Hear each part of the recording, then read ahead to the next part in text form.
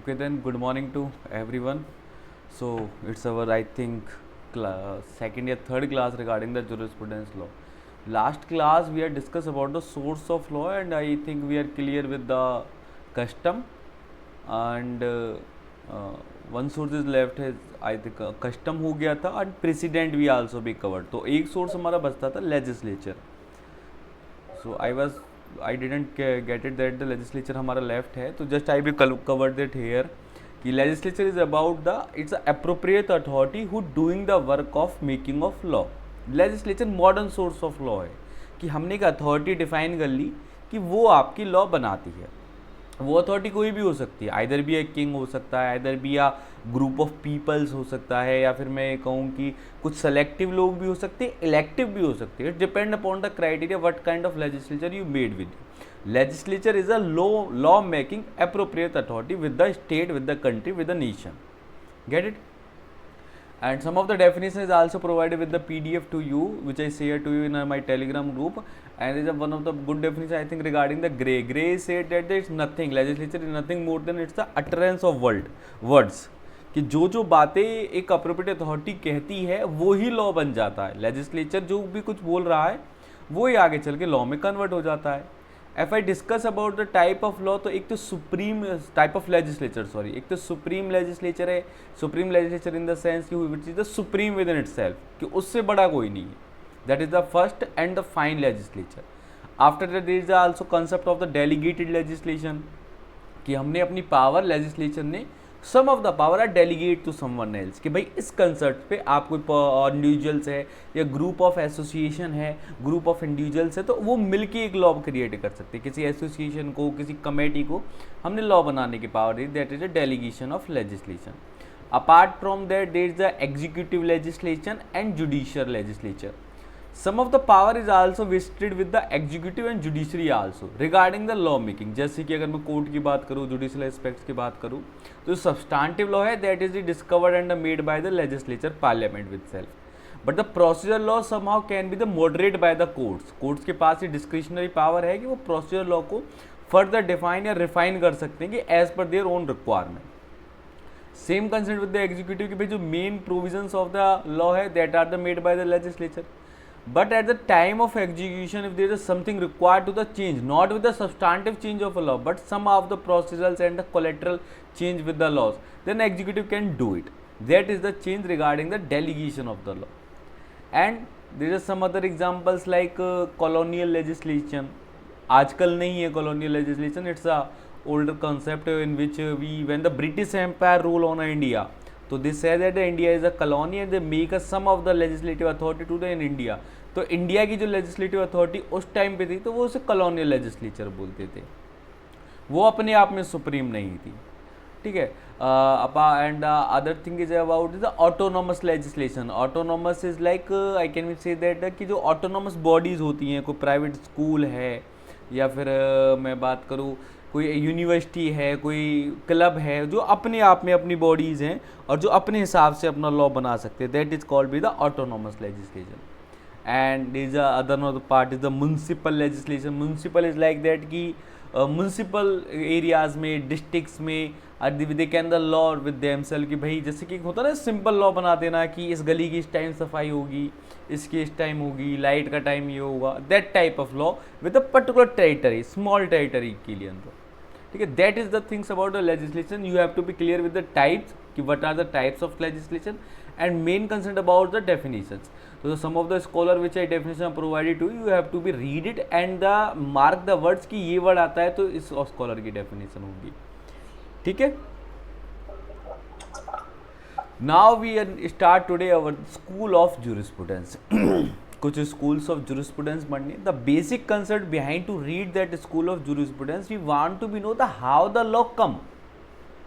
Recently we just discovered about the source of law, ये हैं. और primary we discuss about the three sources of the law, that is the precedent, custom and the legislature. But some concept behind that the law कि भाई ये तो law creating authorities है some how.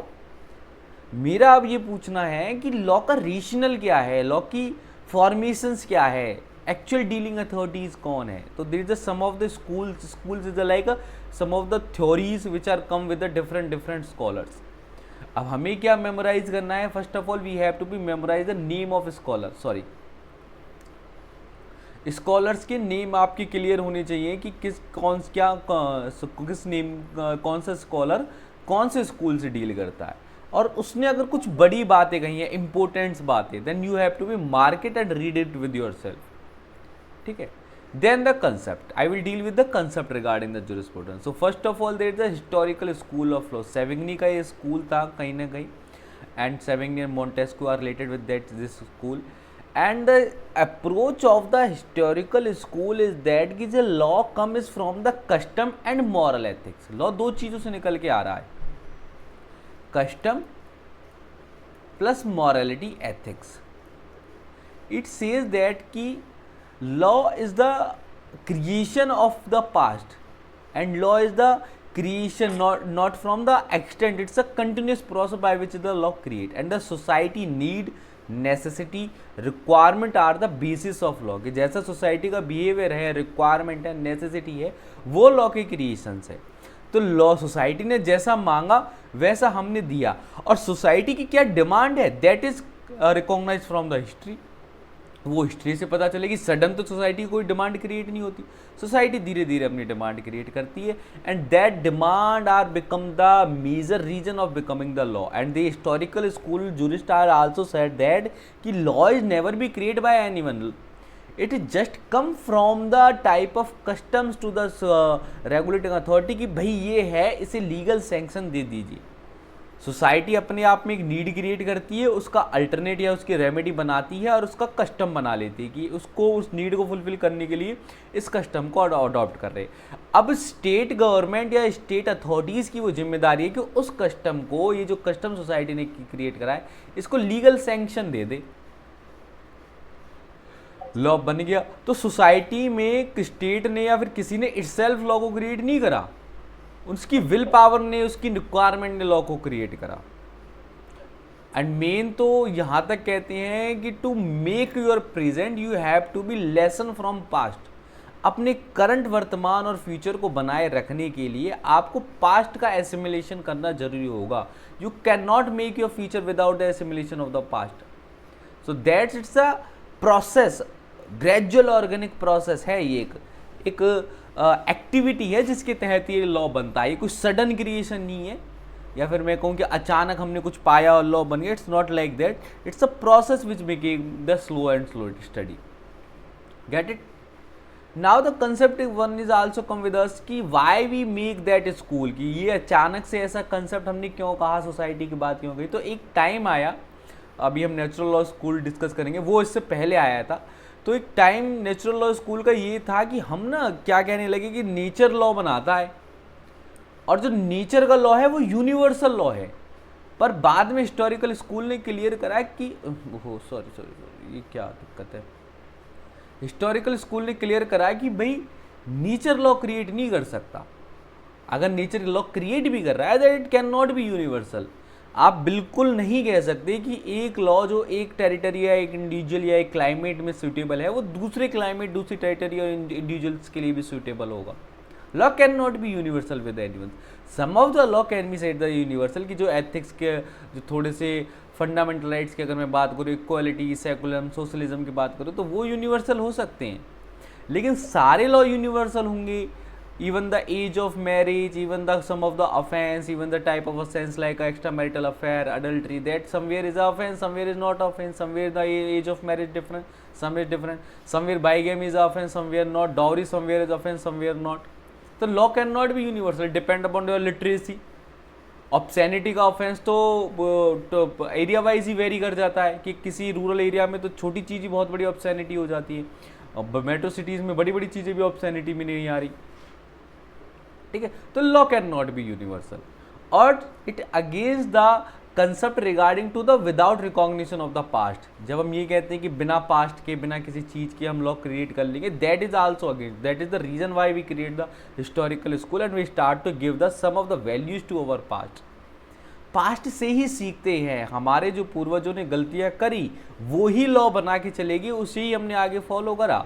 और उनकी बात भी बड़ी क्लियर थी कि जो हम कह रहे हैं, मैं बता रहा हूँ कि ये मत करियो, मैंने करके देखा था गलत हुआ, या तो तू मान जा, नहीं तू भी करके देख ले, तो वो लॉ बन गया। ठीक है, हमारे फोर फादर्स की जो हमारी एजुकेशन है, जो उनकी टीचिंग है, वही लॉ है। सेकेंड थिंग इज अबाउट कि it's the proposal for codification, जो प्रपोजल अगेंस्ट ऑफ कॉडिफिकेशन। जब हमने ये कहा कॉडिफिकेशन लाइक कि we are want to be codified the whole law, we want to be write out the whole law, and the historical school are completely against it, and historical school says that we can not be wrote out. Law is not a static, law is not a constant, law is itself a dynamic subject, evolutionary subject, it change with the time to time, so that's why we cannot be make a law in a codifications. Savigny especially come with the main scholar of the historical school, and he says that law grow with the nation, increase it and died at its dissolution. ये बड़ी अच्छी बात उन्होंने कही कि law society के साथ पैदा होता है, सोसाइटी के साथ जीता और सोसाइटी के साथ खत्म हो जाता है। Law, language, custom can not be separate from each other. Law, language, custom and government can not be separate from each other. इन चारों चीज़ों की एग्जिस्टेंस ही एक तरीके से, गवर्नमेंट है तो लॉ होगा, लॉ है तो लैंग्वेज और कस्टम होंगे ही होंगे। ठीक है, तो custom is the things which work as a precedent. जो अभी तक हम प्रेसिडेंट की बात करें, जो कोड बना रहा था, तो वो कह रहा है कि कस्टम को भी लाइक अ प्रेसिडेंट ट्रीट होगा। ठीक है, अल्लाह यूनिवर्सली अप्लाई नहीं हो सकता। That is the scenario regarding the historical school. Clear with it कि historical top about the law from the past, law from the morality, law from the ethics and law from your custom. That whole scenario behind the creation of the law is the past event, ethics and the custom, and we cannot make the law universal, we cannot codify the law, we have to be go with the law. It's a non-static concept, it's a dynamic and evolutionary concept which are changed time to time. ठीक है, now we come with the analytical school. Analytical school बोलूँ या फिर मैं इसको positive school बोलूँ, is the same sense. दो इसके मेन फाउंडर रहे बेंथम एंड ऑस्टिन। बेंथम इनके फाउंडर रहे, founder of the analytical school is the Bentham, and the Austin is the father of analytical school. These are logical school, they have the different aspect. It's very clear with themselves कि law is nothing, neither be a society will nor be the historical past event. Law is nothing, it's just a making command power of a person who is politically superior for to the person who is a politically inferior. बड़ी simple इसने बात कही कि ताकतवर लोगों द्वारा की गई कमांड कमजोर लोगों के लिए कानून रहती है। Get it? उन्होंने बहुत सिंपल सा कहा कि ना तो ये गॉड के द्वारा क्रिएट करा हुआ लॉ है, ना ये डिवाइन लॉ है, ये है positive law. Positive law in the sense कि it's made by the political superior of people, जो पॉलिटिकली सुपीरियर लोग हैं उनके द्वारा ये बनाया जा रहा है। उसने कहा कि एक इम्प्रॉपर लॉ होता है, यहाँ पे लॉ तो वो होता है but it's not are made by the political superior, कि जैसे कोई एथिकल बातें कर रहे हैं, या फिर सपोज हमारे यहाँ कोई एक लॉ है, हमारे म्यूनसिपल कमीशन में एक लॉ है, और बाहर से जब एमएलए एमपी वगैरह आते हैं, फिर बड़ा अधिकारी आता है, वो उस लॉ को with in a minute cancel कर देता है, तो it's means he is not political superior, वो इम्प्रॉपर लॉ है, वो प्रॉपरली एग्जीक्यूट हो ही नहीं पाता।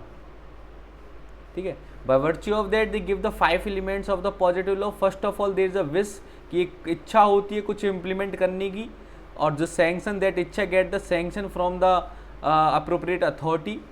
एक्सप्रेशन ऑफ द विश, फिर वो विश आती है, जनरलिटी में आती है, और फिर वो सुप्रीम पावर के थ्रू आती है। There is a some of the supreme power have the wish and the wish get the sanction and will apply on the expressly on a generality, general peoples, general लोगों पे लगेगी, not with the special one. ठीक है, now we come with the philosophical school. Philosophical school is somehow different from the Austin's and the historical school. That school are go with the ideal. That school are go with the ideal. That school are go with the object, aim and purpose. ये pre law theory थी एक तरीके से, कि जो जैसे हमने जो नाम से आप समझते हैं फिलॉसफी, फिलॉसफी किसी चीज़ के होने ना होने की बात को दर्शाती, कि ये चीज़ क्यों है, किस लिए है, So the philosophical school are more concerned about it not the creation of the law, it's more concerned about the object of the law. And he said that object is the source of law. Immanuel Kant is in the Kant जो थे बड़े ही major इसके philosopher थे, and they are very discuss about the law and ethics. They said कि जो ethical values है society की, उसी को इम्प्लीमेंट करना ही और लॉ का काम है. Did you get that my point? उन्होंने बड़ा क्लियरली कहा कि आप कतई नहीं कह सकते कि एथिक्स का लॉ से कोई रिलेशन ही नहीं है. जैसे कि ऑस्टिन ने कहा, ऑस्टिन ने तो ये कह दिया कि भाई ये तो कमांड ऑफ सोवरिजन है, उसने तो एथिक्स और मॉरलिटी की बात ही खत्म कर दी. तब फिलोसफिकल लॉ पिक्चर में आया और कांत ने कहा कि it's not a right thing. अगर कोई सोवरिजन, अगर कोई सुप्रीम पावर कोई कमांड भी देती है और वो एथिकली गुड नहीं है, तो क्या गारंटी कि लोग उसे अपनाएंगे? और अगर आप उसे फोर्सफुली इंप्लीमेंट कराएंगे तो कब तक करा पाएंगे? उसकी भी तो एक लिमिटेशन है. But if your law have a test of ethics, if your law have a consent with the morality, that then it will be applied. So the object of the law to secure the ethics of a people, secure the will of the people. It's not a source. यहाँ पे अब उन्होंने concept change करा. उसने ये कहा कि society की इच्छा सोर्स नहीं है. माना लेजिस्लेचर अपने ऊपर आपसे बनाता है, सब ठीक है, लेकिन लेजिस्लेचर के द्वारा बनाया गया लॉ का ऑब्जेक्ट सोसाइटी की विल होनी चाहिए. सोर्स बेशक ना हो पर विल जरूर हो. Get it? So that is the ethics. Ethics is the science of a human conduct. और उसी ह्यूमन कंडक्ट के साइंस को जब हम रूल्स में ले डाउन कर देते हैं, वो लॉ बन जाता है. ठीक है. एथिक्स यही तो होता है कि कैसे जीवन जीना है, जीवन जीने की परिप्रणाली क्या है आपकी, आप किस चीज़ को मानोगे, किस चीज़ को नहीं मानोगे, आपके जीवन के फंडामेंटल्स क्या हैं, ऑब्जेक्ट्स क्या हैं, और उसी को लॉ में कन्वर्ट कर देना, उसी को एक स्टेटिफाइड लॉ में कन्वर्ट कर देना, that is become the law. ठीक. Then we come with the sociological school. अब भैया इतनी सारी बात हुई, हमने तो सबसे पहले कहा कस्टम है, फिर हमने कहा कि कस्टम वस्टम कुछ नहीं है, ताकतवर व्यक्ति है. अब हमने कहा कि भैया एथिक्स है और ऑब्जेक्ट है. Now the society is come with the sociological school and the Savigny, Roscoe Pound are the main scholars of this theory, and they said that कि sociological school is a deal with the society and the personality of a human being, and that is different with everyone. तो society में बहुत सारे लोग रह रहे हैं, ये पॉसिबल नहीं हो पाता कि सबका ऑब्जेक्ट एक हो, सबका मोटिव एक हो. इतने सारे समाज में किसी व्यक्ति को तो पीस चाहिए, किसी व्यक्ति को प्रॉस्पेरिटी चाहिए, मनी चाहिए, किसी को फेम चाहिए, किसी को फिटनेस चाहिए, किसी को रेस्ट चाहिए. So many people are there. अब हर किसी को क्या चाहिए ये तो डिसाइड भी नहीं करा जा सकता. Then we come with the socio-engineering theory and the sociological school by virtue of the Auguste Comte. August Comte की सोशोलॉजिकल स्कूल में हम आए और वहाँ पे हमने सोशल इंजीनियरिंग थ्योरी और कन्फ्लिक्ट ऑफ इंटरेस्ट की हमने बात करी, जहाँ पे हमने ये कहा कि जैसा समाज को चाहिए वैसा दिया जाए, लेकिन इस बेस पे दिया जाए कि वहाँ पे मैक्सिमम प्लेजर हो और मिनिमम पेन हो. ज़्यादा से ज़्यादा हमारे लॉ की मदद से ज़्यादा समाज में खुशियाँ आए और कम से कम दर्द मिले. लॉ किसी ना किसी के लिए अगेंस्ट तो होगा, ये ज़रूरी नहीं होगा कि वो सबको अच्छा लगे, पर that portion should be minimize. That is the social engineering theory and balancing of interest. ठीक है. यहाँ पे हमने इंटरेस्ट को बैलेंस करना स्टार्ट करा. हमारे लॉ से किसी को प्रिविलेज या इम्यूनिटी मिले वो ठीक है, लेकिन किसी को हार्म जरूर ना हो, ये भी हमें इंश्योर करना पड़ेगा. Some of the scholars of this theory, sociological school की जो थ्योरी थी वो काफ़ी बड़ी थी, तो उन स्कॉलर्स के कुछ मैंने पॉइंट्स लिख रखे हैं जो मेन है. You have to be memorize it, क्योंकि वन लाइनर में डायरेक्टली मिलेंगे आपको. First is the August Comte is the first person who coined the term of sociology and he is the founder of science of sociology. Organic theory in society is also make by the August Comte. Durkheim given the concept of social solidarity. Whenever use the word social solidarity, that will always be related with the Durkheim. It make the distinction two kind of needs society, namely common need and individual need. अच्छा, ये भी एक बड़ा concept था. Recently I discuss about the interest. So interest have the so many things. एक तो individual interest होता है कि भैया मेरी बातें सुन लो, एक सोसाइटी का पूरा इंटरेस्ट होता है, एक कम्युनिटी का पूरा इंटरेस्ट होता है, और एक नेशन इंटरेस्ट होता है जिसमें राष्ट्र का हित है. So we have to be make the all balance that interest. ये नहीं कि खाली नेशन के इंटरेस्ट के नाम पे सबको जेल में गिर दिया. It cannot be allowed. You have to be balanced with the individual interest also, society interest also, and community interest also. De Guattari gave the concept there is no distinction between the private and public law. He said that both the law private and public are the bound by the ethics, bound by the society will. अगर society की will किसी private law को allow नहीं करती तो वो भी नहीं हो सकता. भाई प्राइवेटली आप ऐसे थोड़ी ना कॉन्ट्रैक्ट कर लोगे कि किसी को हार्म पहुंचा दें, या फिर इलीगल कंसिडरेशन के साथ कॉन्ट्रैक्ट कर ले और फिर कह दे तो जी हमारा private matter, it will not be allowed, not at all. ठीक है. एक जो होता है ना, एक अडॉप्शन का लॉ होता है, तो अडॉप्शन में बड़ा क्लियर है कि जब भी आप अपना बेबी अडॉप्शन पे देते हो तो, या फिर आप एज अ गार्जियन अपने बेबी को किसी दूसरे को अडॉप्ट कर रहे हो, it should not be made for money. पैसे के लिए नहीं होना चाहिए वो. The single object always be a adoption, it should be the welfare of a child. Hindu adoption and maintenance act का सेक्शन 17 है शायद. तो वेलफेयर ऑफ द चाइल्ड के लिए आप कुछ कर रहे हो वो तो ठीक है, लेकिन पैसे के लिए कर रहा है, that will not be allowed. ठीक है. तो वहां पे फिर से कंसेप्ट आया कि प्राइवेट और पब्लिक लॉ दोनों पे मॉरलिटी और सोशल विल लगेगा ही लगेगा. ठीक है. डिसेंट्रलाइजेशन को इन्होंने इंक्रीज करा कि जो पावर्स ऑफ द सोसाइटी है should be centralize, should not be centralize, it's decentralize like that कि उसका डिस्ट्रीब्यूशन होना चाहिए, एकत्रित ना रहे, पावर एक जगह घटित होकर ना रहे, सबके साथ फैल के रहे. Illich give the concept of the found in social fact and not in the form of source of law.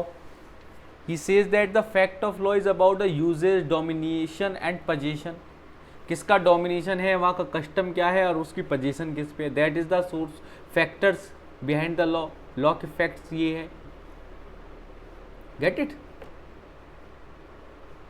Now we come with the realistic school. Realistic school is Ehrlich का. Ehrlich is go with the law is to be found in social facts not in formal source of law. Law जो है समाज की बातों में है, आप समझ रहे हो, समाज में क्या चल रहा है उससे लॉ निकलेगा. किसी कोई फॉर्मल क्राइटेरिया नहीं है कि प्रेसिडेंट से निकल गया जी, या फिर हिस्ट्री से निकल गया, ऐसा कोई उसका स्ट्रेट जैकेट फॉर्मूला नहीं है. समाज के साथ रहो, समाज की विल लॉ क्रिएशन का पार्ट देगी, उसी में ही समाज के इंटरेस्ट को रिकॉग्नाइज करते समय जो लॉ क्रिएट हो रहा है वो लॉ है. वो कह रहा है fact of the law usage है, समाज में किस चीज की समाज का क्या कस्टम और यूसेज चल रहा है, समाज में डोमिनेशन किस चीज की है, क्या कौन सा इंटरेस्ट डोमिनेट कर रहा है, और समाज को पजेस किसने कर रखा है, who is the appropriate authority regarding with the society. ठीक है. समाज में क्या चल रहा है, कौन सी इच्छा की ज्यादा डिमांड है और उसका कौन ओनर है, that things are create the law. ये फैक्ट्स हैं. हमें डिस्कस करना है कि किसकी चल रही है, कौन सा इंटरेस्ट की डिमांड है और कस्टम कौन सा फॉलो हो रहा है. ठीक है. Now we come with the realistic school. Realistic school is somehow look like a philosophical school. काफी हद तक realistic school and the philosophical school are look similar. The think minor difference between the realist school and the philosophical school is that realist school are philosophical school are deal with the object. ठीक है. अभी हमने बात करी philosophical school जो है वो object से डील करता है, and the realist school are deal with the impact of law. Get it? ये डील कर रहा है कि क्या असर आया लॉ का. philosophical school तो प्री थ्योरी है, लॉ आने से पहले हम उसके बारे में बात कर रहे हैं. रियलिस्टिक स्कूल जो है ऑब्जेक्ट पोस्ट थ्योरी है कि लॉ का अब आ गया, लॉ बना दिया तो इम्पैक्ट क्या है, इस बेसिस पे on the recognition of impact we are deciding the law.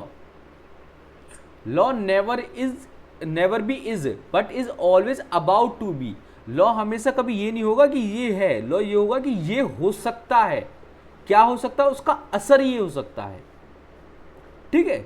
Law से ये होगा, हमें ये डिस्कस करना है, ये नहीं करना कि इससे ये करना है. ट्राई टू अंडरस्टैंड कि इससे ये होगा, हमारा ये इम्पैक्ट है, ये लाना इससे, और हम जब उसको एग्जीक्यूट करेंगे तो एग्जीक्यूशन को बता के देंगे कि इस लॉ का मकसद इसे इम्पैक्ट करना है तो इसे इम्पैक्ट करियो. ठीक है. It deal with the effect, it deal with the cause and effect. Functionality पे बात कर रहा है कि उस लॉ का काम क्या होगा, उस लॉ का ये काम होगा, सोसाइटी से क्राइम खत्म करना, सोसाइटी में कन्वीनियंस लाना, सोसाइटी में बेटरमेंट लाना, सोशल वेलफेयर लाना. That is the impact of law. If law, any law, if I give the that type of good impact with themselves, then it can be used as a good form of law, otherwise not a law. ठीक है, realistic school we are going to be discuss about the what the law is to be, not the what law is. Get it? एक बार थोड़ा सा फिर से समझ ले. Philosophical is deal about the object, realist is deal about the impact. Whenever the line is come in your exam कि that is the aim of a law to achieve that thing, अगर word use होता है achieve का, कि हम ये achieve करना चाहते हैं, that is the impact. Get it? कि हमें ये असर लाना है. We want to change the society, we want to create the society, we want to society free from the crime, we want to society free from that things. That is the impact. कि इससे ये impact आएगा कि society से crime खत्म हो जाएगा, society से ये चीज हो जाएगी. जहां पे विल और सेल का यूज होने लगे ना, वो तो आपका इम्पैक्ट की बात कर रहा है कि इससे ये होगा. जहां पे एम की बात होने लगे, सिर्फ एम की, by virtue of that law we want to make that things. जहाँ पे वांट की बात होने लगे, हम ये करना चाहते हैं, जहाँ ये होने कि वी वांट, हम करना चाहते हैं, तो वो ऑब्जेक्ट है. जहाँ हम कह रहे हैं ये होगा, वो इसका इम्पैक्ट है. समझ रहे हैं आप? थोड़ा सा डिफरेंस, माइन्यूट सा डिफरेंस है. तो कई बार क्वेश्चन कम आता है इससे, पर कंफ्यूजिंग आता है जब भी आता है. फिलोसफिकल और रियलिस्ट में थोड़ा सा कंफ्यूजिंग आता है. जब मैंने ये कहा कि मैं ये करना चाहता हूं तो ऑब्जेक्ट की बात है, जब मैं कह रहा हूं कि ये होगा वो इम्पैक्ट की बात है. ठीक है? By virtue of that that thing will be occur, ऐसा हो जाएगा, वो इम्पैक्ट की बात हुई. By virtue of this law we will make the criminal free society, ये हो जाएगी, हमने कंफर्म कर दिया. अगर मैं कहूँ by virtue of that law we want to be make a society crime free, we want object है ये. ठीक है? तो वहां पे हम फिलोसफिकल स्कूल की बात कर रहे हैं, और जो हो जाएगा वहां पे हम रियलिस्टिक स्कूल की बात कर रहे हैं. एक और चीज, ये तो थी बहुत टफ क्वेश्चन. क्या क्वेश्चन पर ऐसे सॉरी यार, ये क्या क्वेश्चन पर इतना टफ नहीं रहेगा. क्वेश्चन इस तरीके से आएगा कि अगर we are discuss about the function of the object law, by virtue of that we are create a regulating authorities, that authority have the that members. तो वो सारी जो चीज़ें हैं जो इनसाइड द कोड बात हो रही है कि किसी एक्ट से हमने अथॉरिटी बनाई, उसकी ये पावर है, ये इन्वेस्टिगेटिंग पावर है, ये उसका नेचर है, वो सारा रियलिस्टिक स्कूल का पर्सन है, वो सारा रियलिस्टिक स्कूल का सब्जेक्ट मैटर है रियलिस्ट का. लेकिन जो प्रेम्बल है कि इससे ये लेना चाहते हैं, वो आपका फिलोसफिकल का मैटर है. तो इनसाइड द जो लॉ जो बात हो रही है, जो इम्पैक्ट करेगी, जो एक्चुअल लॉ है, जो एक्चुअल फॉर्म होगा, जो फंक्शनिंग में जो लॉ आएगा, वो तो रियलिस्टिक स्कूल का मैटर रहेगा. और जो ऑब्जेक्ट की बात कर रहा है फंक्शनिंग में नहीं, जैसे कि प्रेम्बल की मैं बात करूँ, प्रेम्बल तो फिलोसफिकल स्कूल का पार्ट है, और अंदर की जो कॉन्स्टिट्यूशन के पार्ट है वो रियलिस्टिक स्कूल की. ठीक है? जैसे fundamental right always be in functioning, preamble तो फंक्शनिंग में नहीं है, वो तो इन्फोर्सिंग नहीं है, वो खाली आपकी फिलोसफिकल बातें कर रहा है. Get it? चलो, now we come with the last school, natural school. काफ़ी सारी जगह इसे पहले पढ़ाया जाता है, कुछ कई बार इसे लास्ट में पढ़ाया जाता है. रीजन मीन कि from now onward there is not that much credential left with the natural school. Natural school is said about the divine law. It's very simple law. It says that the who are we? We are nothing to create the law. We have the no any power, no existence. It's all about the nature. Nature create us, and when the nature create us, they itself make a law. Nature ने खुद ने ही कानून बना रखे हैं. We have to be just discover it, not be make it. यहाँ पे हमने कहा हमें कानून को जस्ट डिस्कवर करना है, बनाना नहीं है, और जिस डिस्कवरी वाले कानून को फिर अपने साथ इम्प्लीमेंट करवाना है. नेचर ही सबकी सोवरिजन है, नेचर का ही लॉ बना हुआ है. सारे क्रिएचर्स ने नेचर के साथ एक कोलैबोरेशन कर रखा है, वो उस लॉ को फॉलो कर रहे हैं. तो why are we make our self special with themselves? Nature ने जब सारे लॉज बना रखे हैं, टाइम पे दिन होती है, टाइम पे रात होती है, टाइम पे बारिश होती है, टाइम पे फ्रूट्स आते हैं, हर सीजनेबल फ्रूट आता है, वो सीजनेबल फ्रूट खाओ कोई डिजीज ही नहीं होगी. तो नेचर ने ऑलरेडी बड़ा ही अच्छा सिंक्रोनाइज प्रोसेस बना रखा है. तो why we make a different law with thus? बस हमें क्या करना है, वो जो सिंक्रोनाइज प्रोसेस है उसको पहचानना है. जैसे कि भाई इस टाइम पे बारिश होती है, तो उस हिसाब से फसल देख लो, उस हिसाब से अपनी एग्रीकल्चर देख लो, उस हिसाब से अपनी इकोनॉमिकल एक्टिविटीज़ देख लो. So we have to be just go with the nature, and we are not anyone who create the anything else. So that theory are based on Grotius give the social contract theory, and we have a social contract with the nature.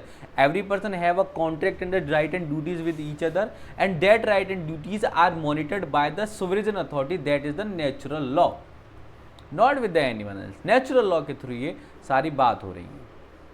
तो Hobbes and Grotius are deal with the social contract और एक social solidarity. Social solidarity with the Durkheim, ये बहुत question आता है.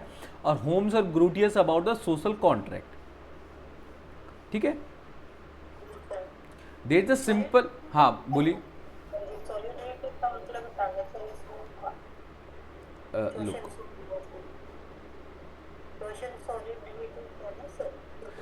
social solidarity is like the social solidarity, it give the concept of the labor, whatever we are create only because of the labor.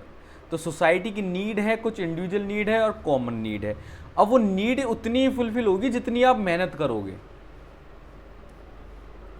Did you get that thing कि जितनी आप मेहनत करोगे उसी हिसाब से वो नीड फुलफिल होंगी, जितनी आप एकजुटता के साथ रहोगे. Social solidarity is about the unity, एक तरीके से आप समझ लें.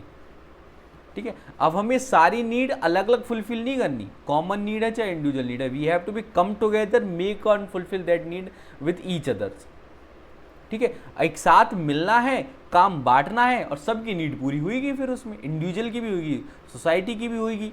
Same concept somehow we are give with the social contract. नाम दोनों ने अलग अलग यूज करी. ग्रोटियस ने उसको सोशल कॉन्ट्रैक्ट बोला, डर्किम ने उसको सोशल सॉलिडेरिटी बोला. तो ये डायरेक्ट क्वेश्चन इनके नाम से आ जाते हैं. तो social contract, we make a social contract with each other, we decide a sovereign authority who make that contract, and that sovereign authority is a natural law is a sovereign authority. It's completely about the desire of nature, not only with the desire of society. Desire of society उसका इस एक factor हो सकता है, but not the complete desire of society. क्योंकि अगर desire of society की बात करें तो सोसाइटी तो सबसे पहले नेचर को ही खत्म करेगी. ठीक है. So today we are covered with the all schools of jurisprudence. First we are go with the historical school. Historical school are deal with the customs and the past. Then we go with the analytical school, which give the law is nothing, it's just a command of sovereign. Then we come with the philosophical school. Philosophical school are deal with the object of the law, and sociological school are deal with the will of the society and balance between the society's will. And last we are come with the realist school and the natural school. Realist school are give the impact of the law. They are more conscious about the what will be the effect of that law. They are not conscious about the object. So object can be anything, but the if our object is different and the effect is different, so what will we get? So we have to be more concerned about the effect कि primarily last में होना उसका effect ही है. तो अभी से सोच के चलें कि इतना काम करने पे क्या इफेक्ट आएगा, और उसी इफेक्ट को दिमाग में रखते हुए काम करें. And in the natural school is nothing is created by the human being. We have to be discover the law, discover are occurred from the discover are found from the nature. We go with the nature and found the what the relevancy between us and nature. जो एक harmonious construction बनेगा nature के साथ हमारा, वो ही law है. ठीक है. चलो आज हमारे यहाँ पे नेचुरल स्कूल्स के सारे जुरिस्प्रूडेंस के सारे स्कूल कवर हुए. Till now we cover the definition of the law, source of law, and classification of the law and schools of law. Very clear with that things. important part है jurisprudence का. सारे scholars, सारे definitions, सारे names आपके clear होने चाहिए. and try to read my PDFs at least 5 to 8 times. Okay sir. ठीक है. any doubt? Okay then, bye.